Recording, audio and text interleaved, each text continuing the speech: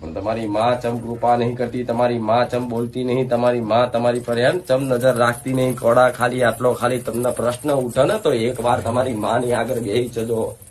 ભલે કદાચ કોઈ ધૂણવા વાળું ના હોય, ખાલી ફોટાની આગળ દીવાની આગળ બેસી જજો. અને કદાચ કઈ નહીં પણ ખાલી એક હરખથી નારિયેળ વધેરજો કે માં લાખો ગુના હોય તો માં ગુના બતાય, માં ગુના બતાય. સમાધાન અમે કરવા તૈયાર છે. ગોડા હું મેરડી આવું બોલું છું. આજ વસ્તી માતા આગળ જાય એટલે કે છે કે માં લાખો ગુના કર્યા, લાખો પાપ કર્યા, માં માફ કરી દે. તો જો તમારી માં તમને માફ કરી દે ને તો જેના ગુના કર્યા છે એનો હિસાબ કોણ આલે? ગોડા હું મેરડી આવું બોલું છું.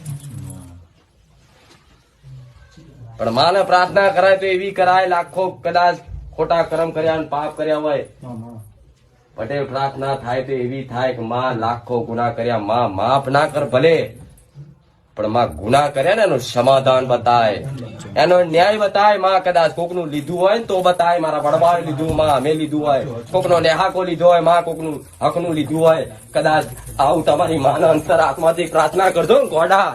12 મહિના થાય નહીં ગોડા દુનિયાના વ્યવહાર ના બતાવો તો ગોડા માતાઓ પૂછી ગોડા હું રડી